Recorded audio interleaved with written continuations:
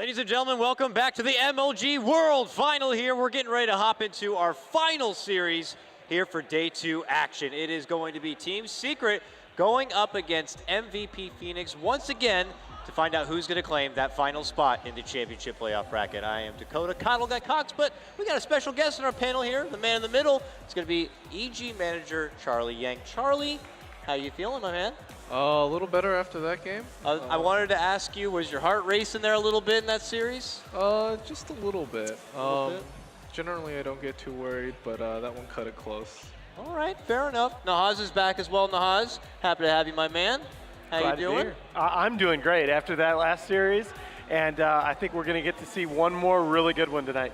Yep, and the thing is, you know, when we got to first watch this matchup back yesterday in Day 1, we were all anticipating pretty much a nice 2-0 sweep. That is what we got, but we got to see MVP perform earlier today against Cloud9, and that looked like a different MVP squad. They came out in full force, and they pretty much shut down Cloud9. Charlie, would you agree that this MVP that we saw today is a bit different, or do you think Cloud9 just really didn't match up to their level? I think Cloud9 experienced a lot of, first land nerves, especially from a lot of their newer players. This is for people like Savage or Ritsu. This is the first land that they've attended ever, not just with this team. So I think you probably saw a little bit of land jitters. I imagine the next land they'll attend, they'll probably be better about it. But I will say that QO and MVP did a really good job, really taking it to Cloud9, despite what I think many people thought was a weaker draft. Absolutely. Nahaz, would you agree with that? Do you think MVP are going to put up a tougher fight this go-around against Team Secret?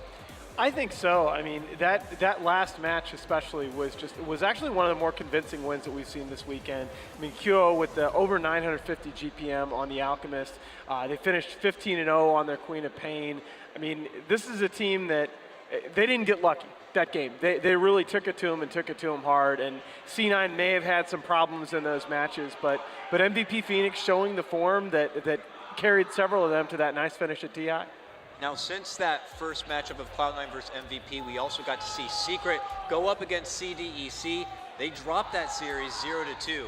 If MVP were watching that series and trying to take some notes on how they could defeat Secret, what do you think maybe some of the bull points could have been on how you could be able to muscle past Secret? It looked like they were able to kind of shut down Wee a bit. He wasn't able to be as successful as he was, but is it just that, or maybe was there something else? I think it's going to take a lot of contesting them. Secret has a lot of players that like to farm, that like to, get their items before they do anything. And what you saw from CDEC was, their classic TI5 style. They were still aggressive, in your face, invade your jungle. They didn't give Secret too much space to really do what they wanted, and I think that's going to be really key for MVP. Give March something that can really, disturb and disrupt Secret's farming patterns. Give QO something that he can snowball on. And that'll be the keys for MVP to take this series. Would you agree with that, Will, Naz? 100% agree, and let's not forget that is literally the same formula that C9 followed in their victory early today. I mean, that C9 team that MVP followed in beating C9 earlier today. That C9 team was a team that liked to take it late game, played very methodically, and they just didn't know how to deal with the early pressure coming out of MVP. I think a similar formula, as Charlie just explained, can work really well against Secret, and I think even just starting in the draft, a big question for them is going to be, how do you deal with that early aggression? Now, I mean, Puppy locked in here, you can tell. As they take the time to kind of look over and get everything. Oh, God, Jackie. Got to get the full warm-up in there, Nahaz. Now, as we get ready to hop in, the draft itself, what are you going to think are some of the most signature pickups here? Is there going to be like high contention between both teams for something like the Ember Spirit that we know QO loves to go for, and we know Weehawk can play? We already saw that MVP are able to grab a hold of the Alchemist, which is something else Secret showed off a lot, especially at ESL1 New York. Nahaz, what do you think? I actually want to flip it to Charlie here because I think I know the answer to this question, but I always like to get Charlie's thoughts on this. He probably watches as much Dota as anybody on the planet. What do you think right now, if you had to look at this metagame? Oh my lord, come on, Resident Sleeper. If you had to look at this metagame, Charlie, what do you think that are the heroes that are really misvalued right now by teams? I think Alchemist is overrated. That's Why? the #1 criminal in my mind because he's super easy to bully. Yes, it's really cool seeing inflated net worth. It's really cool seeing him get, record radiance timings or whatever. But at the end of the day, he needs radiance, manta, then he gets an octarine, then he needs boots of travel before he can really do anything. And those are all farming items. Like, he has, maybe 5,000-10,000 net worth over the next hero or whatever, but half of that is just to farm more, and you need to be 5-6 slotted before you really feel like you can do anything. And it really so much of it depends on the rest of your draft, and I feel like it is getting overrated. And it is also a hero that is incredibly easy to punish in lane. Yeah. He is super weak. If you punish him in lane, you don't let him get his farm, don't let him get bounty runes, and you contest him, that hero does nothing. What about in the other direction? Are there any heroes out there you think are really being underpicked so far?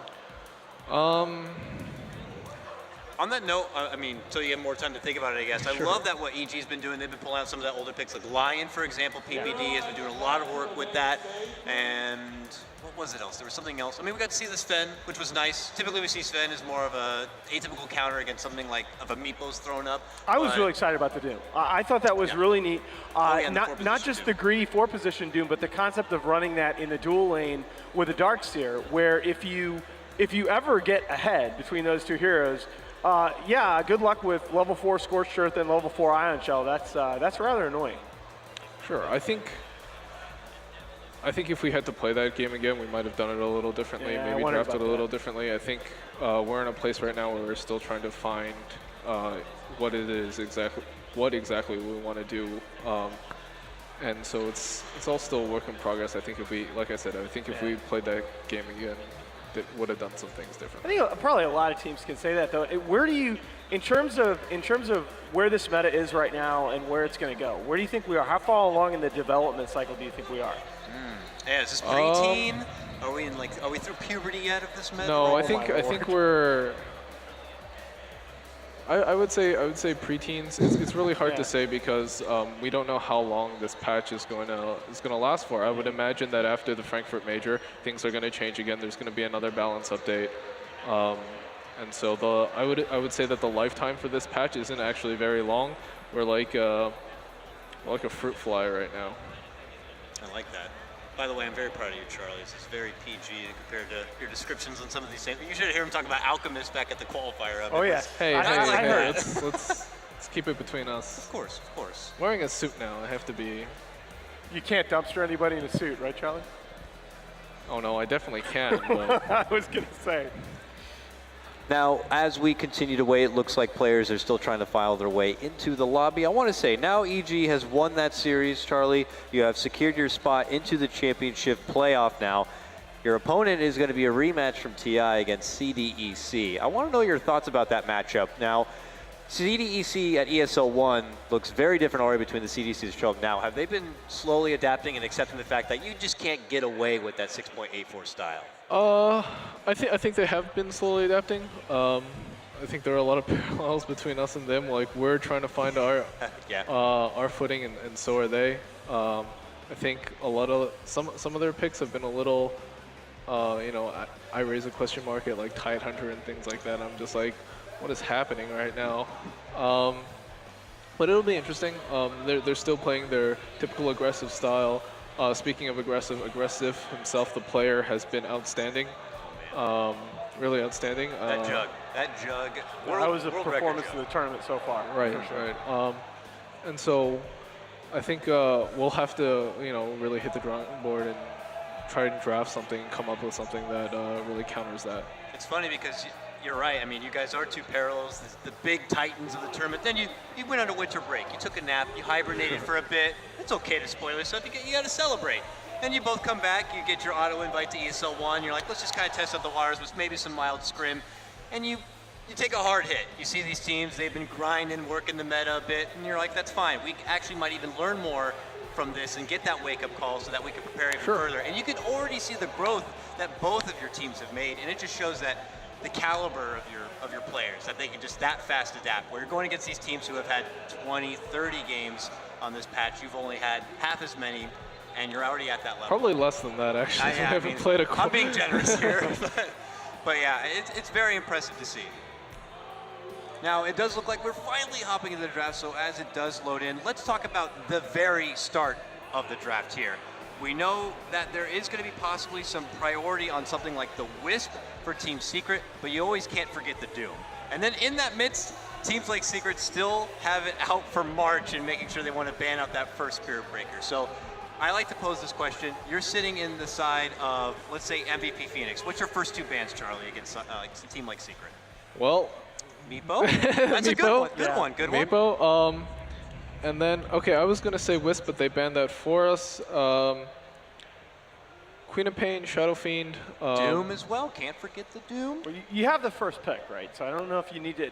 It kind of depends. You can take the Doom. Well, they banned out the Doom. I think they're a little uncomfortable with it, or they might not have a dedicated Doom player, a way to, really play around it. I think Doom's a hero where it is really good, but it can really disrupt your playstyle if you're not your natural playstyle if you're not comfortable with it. It's not a great laner. It's sort of just it's not really a.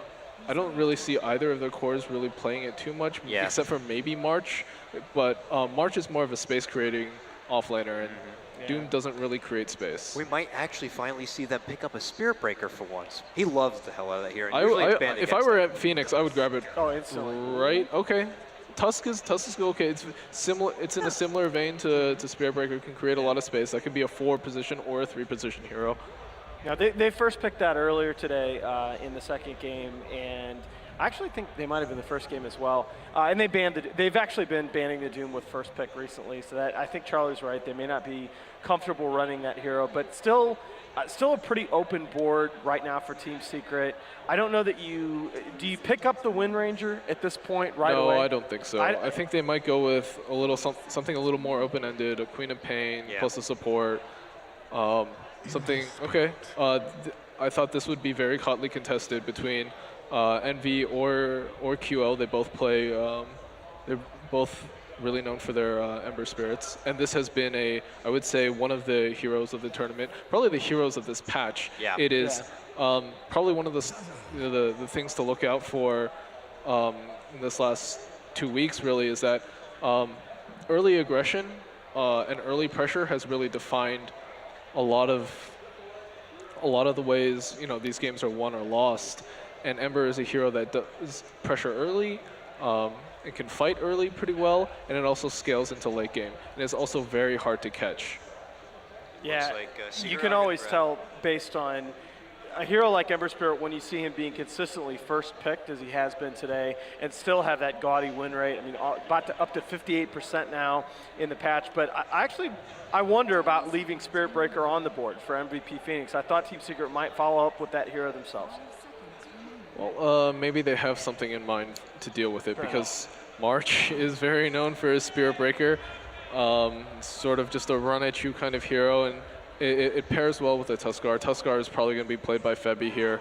It's another one of those Orb of Venom heroes where Febby buys a Orb of Venom, runs into your jungle, and tries to hit your supports.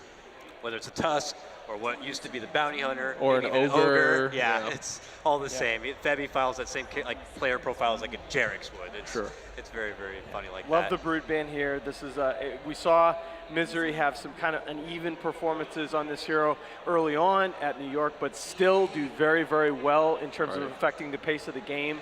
So I think that's definitely worth a ban.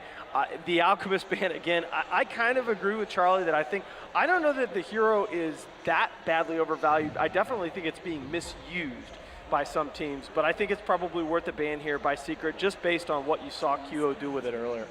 Yeah, I agree. I like the Brood ban out by Phoenix. I think even if Misery has some off games on it, even when you just pick that hero, you have to your playstyle changes around it, because you have to adapt to this annoying Brood Mother pushing all your lanes. You have to deal with the spiders. You have to draft catch against it. It really just, I think as we've really noted, as we've lost so many games to Brood, that it's just worth a ban. You don't want to deal with it. Just get rid of it. Yeah, you can always pick like 4 offlaners to contest it, I guess. I mean, it's not like you guys. It's not like you guys are 2-7 against the hero in the last 2 patches or anything, Charlie. Are we 2-8 now? I think we lost. I think it's 2-8. You're 2-8. Yeah. Okay. Get on those stats. Oh man, Flame! I knew we were going to get some of this. MVP Phoenix with their next ban That's a are going really to be good removing ban, the Wind by the way. Ranger, and Secret will remove the Shadow Fiend. That's the next grab right I now. really like the Wind Ranger ban. I just think Weeha, as spectacular as he's been in some of these games, he's still a young player. He still is relatively short on LAN experience. Just make him play something else. Sure, I agree. I think take him out of his comfort zone, see what else he can do. Really test him. And I think that's really when you learn about these players, when they're tested, when they're taken out of their comfort zone. You saw that with C9 at this LAN. You saw that with, I would say, a lot of the newer players coming up. Yeah, 1437's giving me dirty looks right now. Don't spoil our surprise. We may have a special guest for casting later if you didn't already know. I mean, he's not that special. I beat him on LAN before. I was trying to be generous. I know. He's okay. But we're going into that was as a player, by the way. He came back after TI, played a Dota 1 LAN with me. Oh, here it comes. Yeah. And he lost. He actually lost to me. Wow. TI invite 1437. Why don't you just go ahead and print out the score and put it on your refrigerator, I guess. That'll work. T-God. Team Secret now, second phase. Guys, worthy to know, Queen of Pain, not touched yet. Do you think one team would be able to benefit a lot more? Maybe Phoenix, considering all the direct bans already on all those cores and taking away QO options? I think Phoenix would be okay with the Queen of Pain. They might be looking at a Templar Assassin as well. It's a very QO hero. That's true. Can you do that? I dislike against an Ember. I dislike both of those against Ember. I think. You just like Quap against Ember. I dislike Quap in general. Okay, actually, fair I enough. think it's especially mid lane Quap, which QO is probably going to play. I feel like it requires you to be so far ahead. Now this is a good example. This first 3 picks by Secret. I'm not in love with this draft if it's any other team, but I think Puppey and Pylai Dai, if you put the two of them together, they probably play the best Dazzle and the best Bane almost interchangeably in the scene right now. I just really like what they can do on those supports in terms of controlling that early game aggression that we talked about. Sure, but I like this pick a lot from It's Phoenix. so offensive though. I like this pick so Disruptor. Yes, Oh, it's so good against Ember. It's so good against players that are a little more greedy, that want to farm the extra wave, that want to go in a little deeper. That's a It's good so point. good at punishing them. You just glimpse them straight back into a That's true. a Disruptor. That's true. That's something that I'm a fan of Eternal Envy and the way he plays. I think he's a very cerebral player, has a unique approach to the game. He really optimizes his farming rotations very, very well, but that can make him sometimes a little bit predictable, and exactly the Disruptor is the hero that can punish that so hard with one ability. Fourth pick to come here for Team Secret, now already with their commitment on a couple of supports. They got the backstaff ready to go, got potentially the EE Ember Spirit. We're still looking for the Weeha here, with Meepo being out of the picture, and along with Wind Ranger, what options do we have left? And to be honest, it's not like Weeha's known for a very deep hero pool. So He can play the TA. the TA? Yeah, I just still, even now that you add in the Disruptor, wow. Okay, that's probably a misery hero. If Yeah. if Weehaw plays the Slardar, that's be super Well, surprising. Well, so you guys, so what was the, you probably don't want to answer the question this directly, but what was the thinking putting Sumail on Slardar? He runs at people and he crushes them, and then he blinks, and then he crushes more people. I And like very- this answer. very I like in-depth this And then, answer a and lot. then he creates space and he does things. Yeah. So if you guys want to be on a pro team out there, it's as simple as that. You get your Slardar, you move in quick, you crush, and you kill. Yeah. Fair enough. Has he been working on his patience in fights, or was he always this heady a player? I've really liked the patience that he's I shown think in I think he's become a much more patient and vocal, or much more patient and team-oriented player as we've progressed. Wow. Like since January when he first joined, he's become much more controlled as we've gone along. I think everybody has seen it, not just here, but at TI and ESL, at everywhere. And it's really obvious in the way he plays. We should get back to the draft at hand because we do have that Templar Assassin for QO. And again, I've said the stat a couple times. 8.8 kills per 35 minutes in Dota 2 LAN history. No other players over 7.6 QO. Yes, it is in Southeast Asia where it's a little bit more action-packed, but he is such an explosive player. You saw this at TI. He can take over the game on this hero. Making a bold claim right now, gentlemen. Another Weehaw hero I didn't think of that could be very good against Templar Assassin. What do you think about the Venomancer coming out? that's kind of what I don't like it either, Charlie. But they did it. Okay. Everybody is talking about this Here's hero. the thing. I like Venomancer. I actually really like Venomancer as a hero, but I feel like this isn't a. I don't know if this is a Weehaw hero. This is like a Fada hero. Okay, this is I agree with you, but I'm telling you, man, I flamed mid Veno like no. 2 weeks ago, I think and it's so good. many people are like, no, this is super legit. I'm not flaming it. I think it's really good, and it's really good against TA. It's like a Viper? It's I mean, it's like you don't like want a to gank. Viper with team fight now. You don't want to gank it, especially core Veno. He has all this net worth, but you go on him, especially with heroes like Spirit Breaker or TA, and then he just pops. It's just like a bag of poison, and he just explodes, and you're like, oh great, he might die, but now we all have some terminal I'm disease. for sure dead. Yes. Yeah. I think I'm not flaming it. I think mid Veno is really good. But I don't know how comfortable Wii is going to be on this. It's not typically what we've seen him play, and I think this will be a great test of how flexible he is, how he deals with adversity, how he deals with change in a LAN environment. I agree. I absolutely could not have said that better. I completely agree. But I think this is part of the maturation process, right? You have a hero that in a matchup sense is just really, really good for your team, good with the lineup. You have to ask your young player once in a while to step outside that comfort zone. All right, last pick, MVP Phoenix, 7 seconds. I'm sure they already know what it is, but they want to give themselves as much time. What will it be? It's going to be their safe lane? Okay. There's the Queen of Pain. That's a really good pick for them. I mean, this is a recipe that's worked over and over for them. I believe they will run the Queen of Pain safe lane. And I like this MVP Phoenix lineup, but I think it's countered a little bit too hard by the Veno. Yeah, I think this is a very MVP-esque draft. They got the signature heroes they want, except for maybe the Queen of Pain.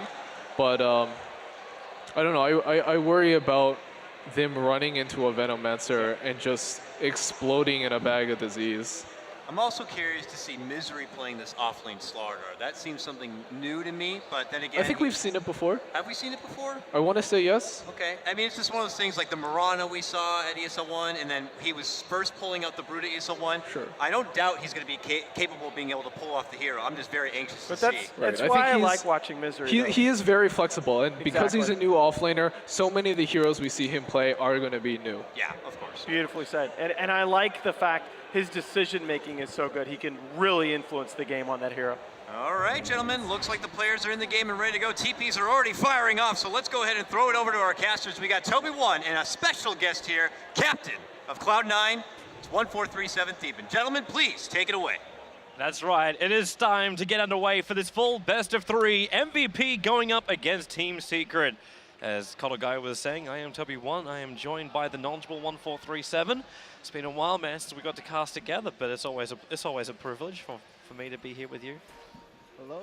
Hi. And it looks like the game started off with a big mind game already by MVP. They TP'd the Tusk to the tier 2 tower, predicting Secret to ward the MVP Ancient's Hill. And now they're going to spot that, so that will definitely get countered right away. So small loss for Secret already. They do still have that other Dire Observer Ward. It's on the other side of the tree line, so it doesn't scout out MVP moving around this bottom rune. But I doubt Secret want to try and take a fight. Like, up against Tuskar and Spirit Breaker, even without the bash at level 1, this doesn't seem to be like a fight that Secret want to go into.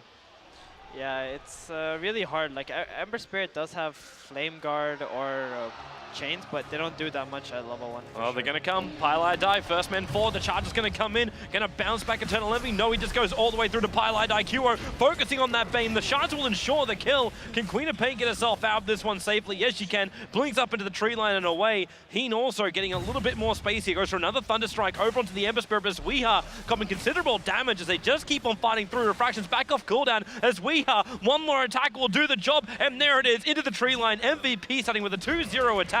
And even the shards locking in the Ember Spirit. There's no mana for charge. There is now. But MVP just want to get out of this one. They've already got the advantage. And it looks like Secret can't force the issue any harder.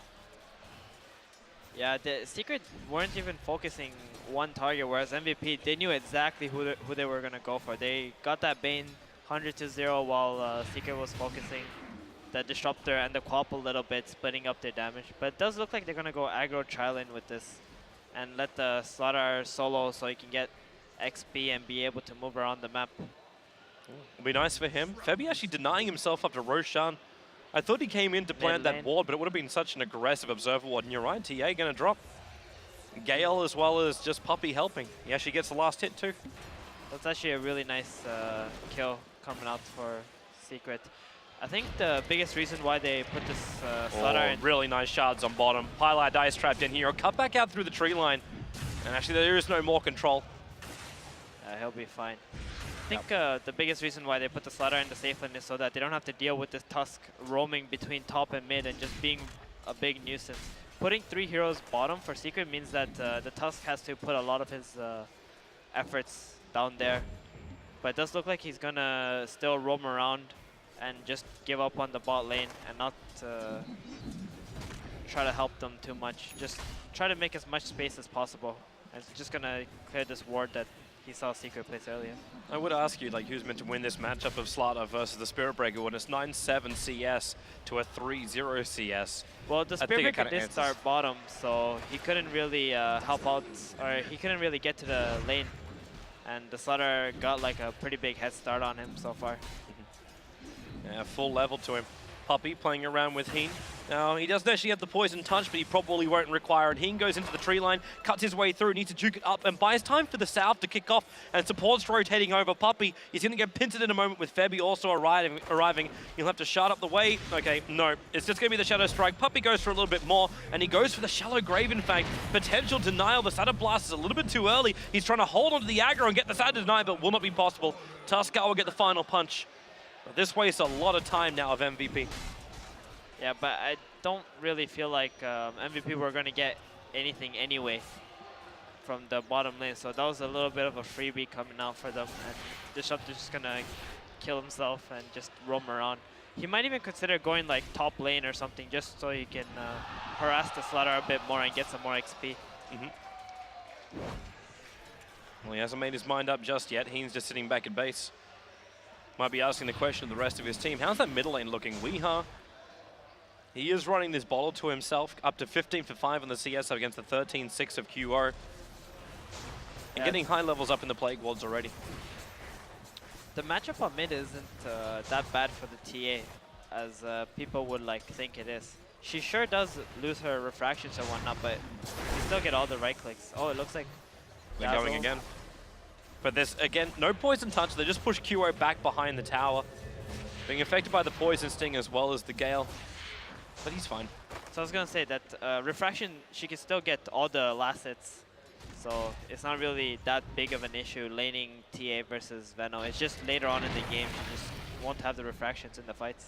Pilot Eye and Ember Spirit looks like Eternal Envy. They want to try and fight this, going for that 4-minute rune. It's actually going to be just a basic bounty rune, but they're still going to try and fight for it. Ember Spirit, no way out of here. And with Qo already arriving, it's going to be an easy jump. And sorry, it was actually the invisibility rune. Yeah, MVP really playing Not again, Febby. Really playing the fast game here and just being on top of the runes and predicting exactly where Secret will be. Like, this Tusk movement right now is really, really good. He's already got two more kills for his team after the level 1 fight. Yep. Where does he head next?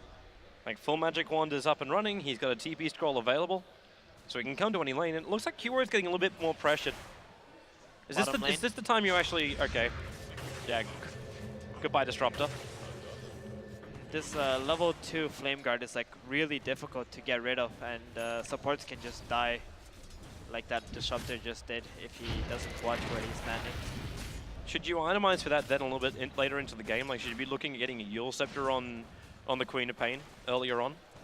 I think Yule's isn't that important because they don't really have any silences or anything like that. So probably the Quap will just try to go for some Orchid build just so they have the kill potential on the Ember at a later stage. But right now he just needs to try and get his levels, get to level 6, bottle, boots, and hopefully get some counter ganks going so he can get rolling in the game. Top lane. Yeah, they were waiting to go on March. He'd be actually not able to charge away. Yeah, that was a lot of damage.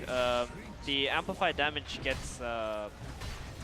does more damage with the Shadow Wave, so or the Shadow Wave does more damage with the amplify, so he did not expect to die so quickly on top. And this means now the tier 1 tower's taking considerable damage. Weeha is still keeping Kuro's eyes pretty firmly fixed towards the mid. And in fact, Weeha, that wall's going to go down. He can just throw a Plague Ward and deny off that rune if he wants to, but Misery, yeah, actually, he denies up the rune even if Misery was going to pick it up before Kuro. Take no risk, and now Kuro has to retreat back out again. The charge in from March trying to buy a little bit of space, but the crush from Misery will keep him in position, and March has nowhere to go apart from down, but he sacrifices himself for the Templar Assassin. Yeah, it looks like Secret are focusing a lot on the runes right now. They had 2 guys bottom and 3 on top. They just don't want to give MVP any sort of potential to snowball in the game, and that's what MVP is good at. So. They're going again. Queen of Pain. God, that burn. With just Flame Guard and Searing Chains, you take off 2/3 of the life of Queen of Pain. And she can't even do anything against that. Yeah, right now she's just looking to try and get level 6 and bottle, so she can potentially get some sort of kill going. I want you to get closer to that now, but it's going to be so difficult for her. Like, she walks into the lane, she'll instantly be forced back. The Observer Ward's in the lane, but it doesn't scout out. Actually, it does on that angle scout out the fact that Pilot Eye's sitting in the tree line. Yeah. With Pilot Eye moving forward, he can't get the Nightmare in time. Easy blink. You can see now how well Secret's lanes, how good their lane placements have been working out for them.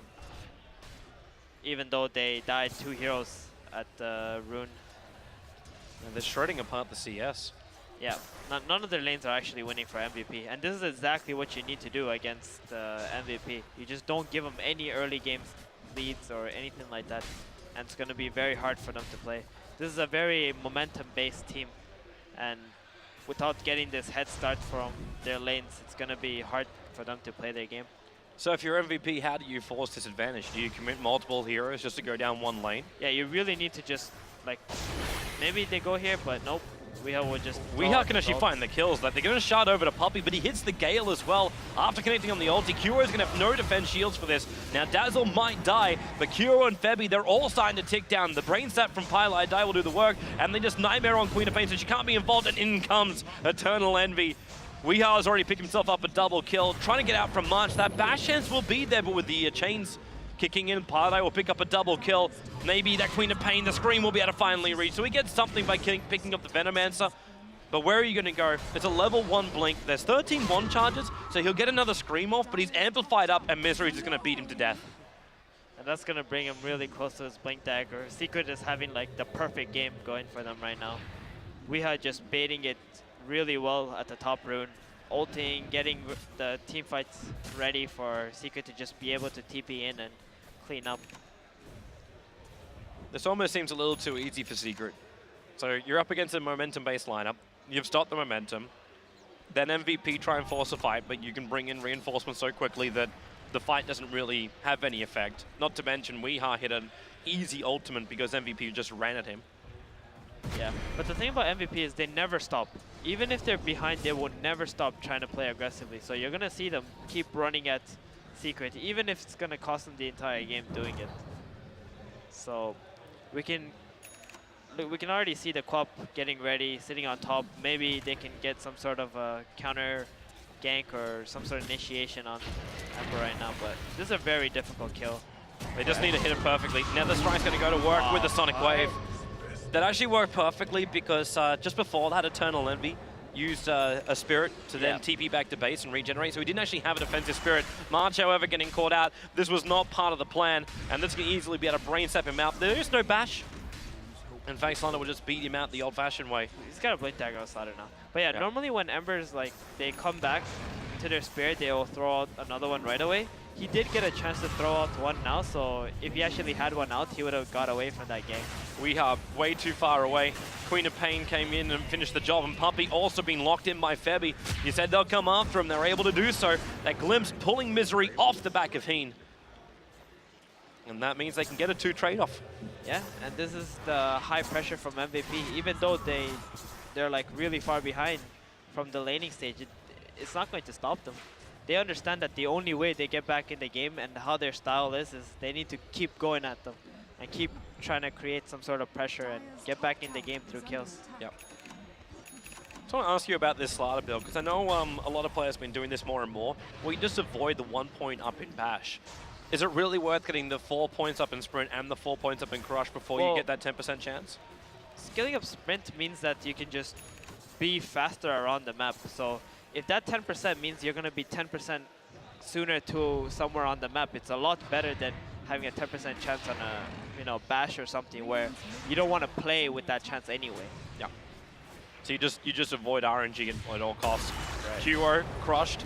The rest of Secret are coming in. Parna is close enough to be part of this, but then the defensive snowball dragging up and going towards Puppey. Qo is going to come back out of this, but it bought him time to get refraction charges up, but Puppey still had the shallow grave available, and now Venomancer throws the ulti out. It's only going to connect on Febby, but we've split this fight up into multiple parts, where Misery tries to actually run further towards the Radiant side of the base.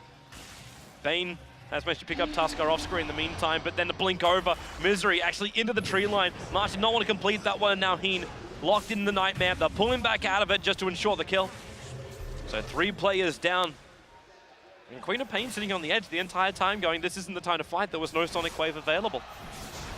Yeah, and this Queen, who was like level 6 some time ago, is already the highest net worth on MVP's side. That just shows how hard of a game Qo is having right now. And this is normally the player that you want snowballing the hardest on your team if you're MVP.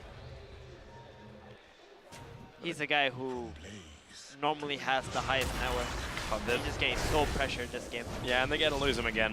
Yeah. Both Weehar as well as Misery are waiting. That was the fresh Blink Dagger and first reveal of Misery. Meanwhile, up on top lane, Pylai die.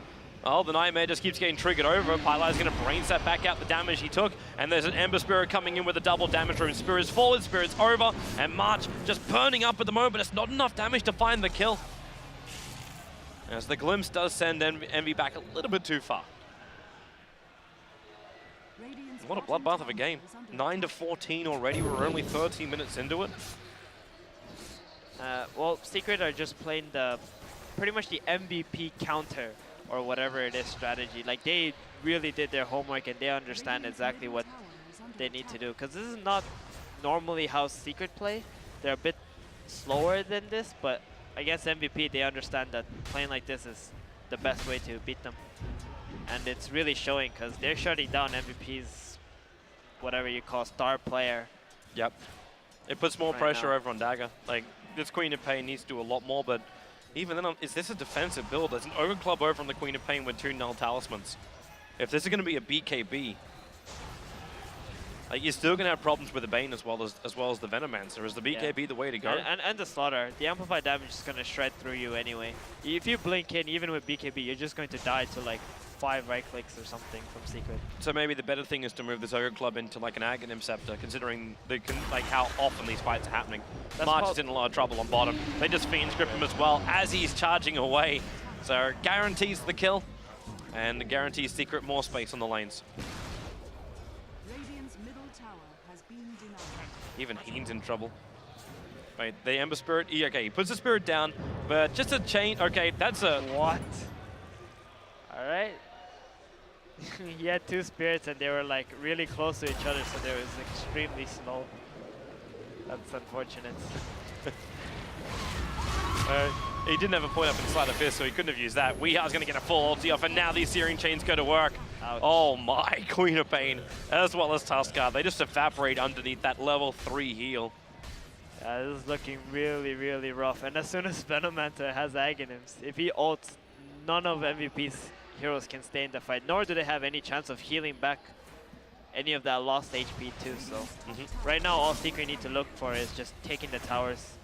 Which That's all is pretty they want. easy. Yeah, and this is gonna get Secret really, really farmed up on their supports.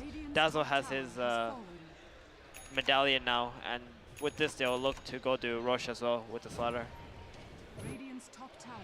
Taking into account both amplification, you got a whole bunch of plague wars to go to work.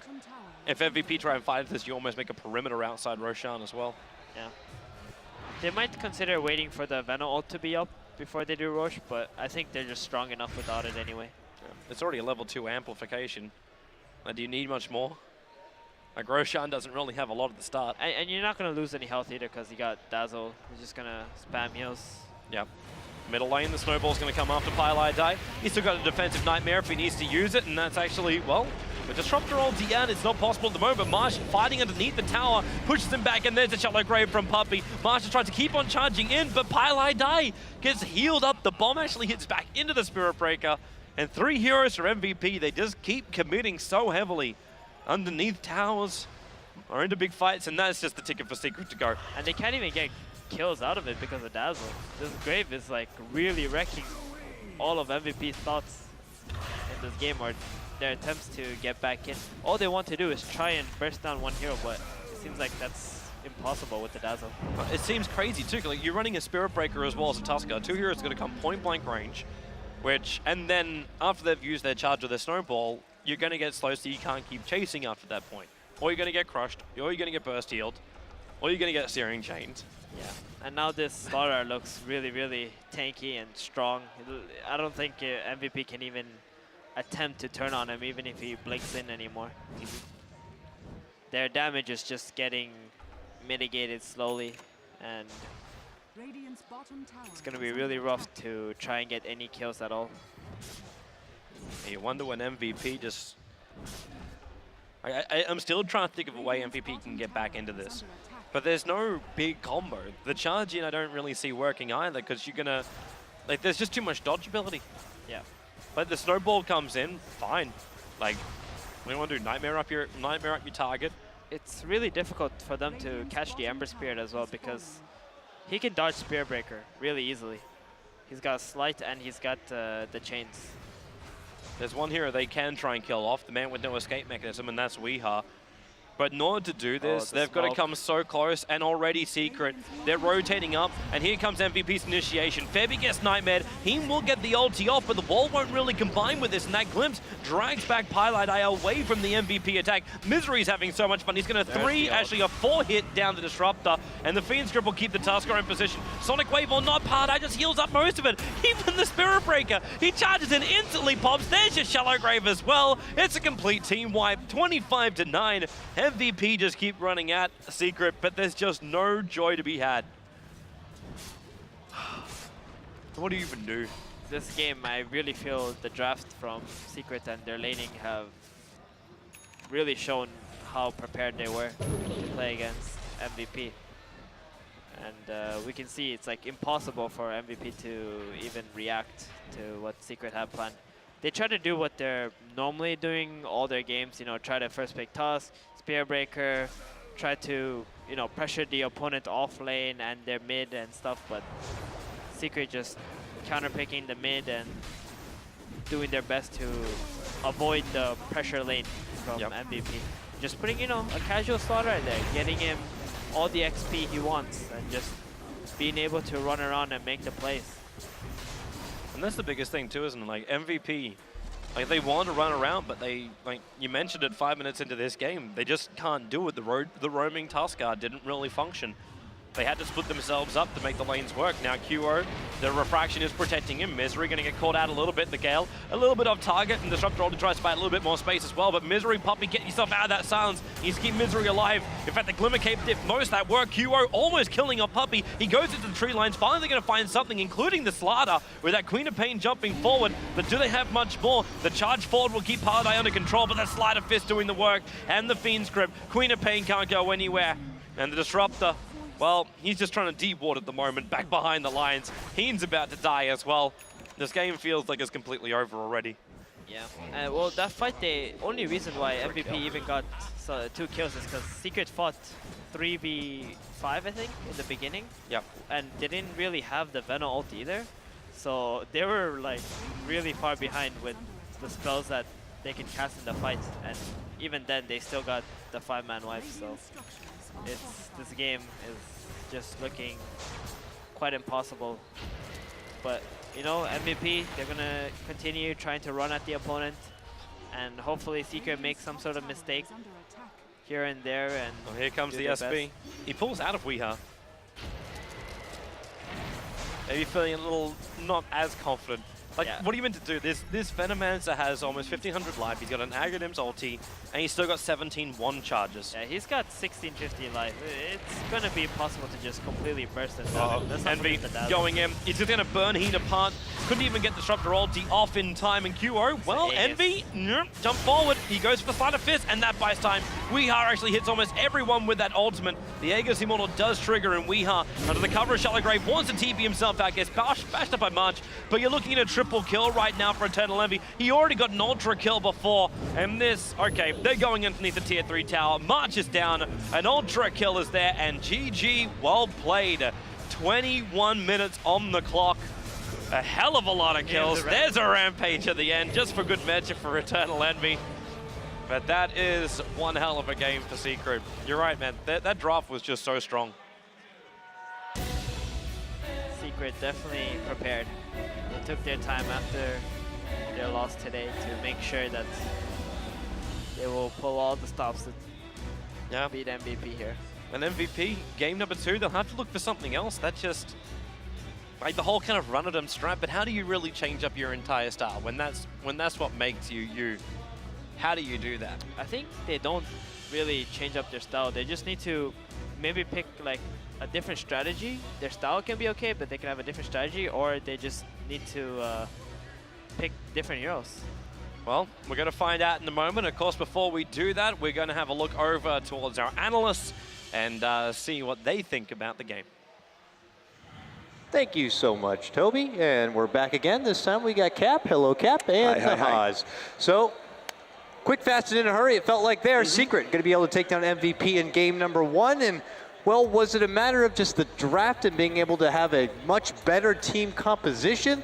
Or what else could it have been? Because it just seemed like they got your thing that. You called it. All right. It was you at the very end. Venom answer. Period. They could not deal with the Venom. It was a perfect pick against their lineup. They had to go into way too much damage in the early game to get those ganks off. I think that was absolutely, you called it at the end of the draft. It defined the whole game. It really did. I mean, the Venomancer did a lot of work. There was also like you combine the fact that Team Secret were able to also really take advantage of the Dire side, easily take Roshan. I mean, Aegis, they just snowballed through that whole entire game. Yeah, it's definitely something that MVP are going to have to really look at and then just kind of change up.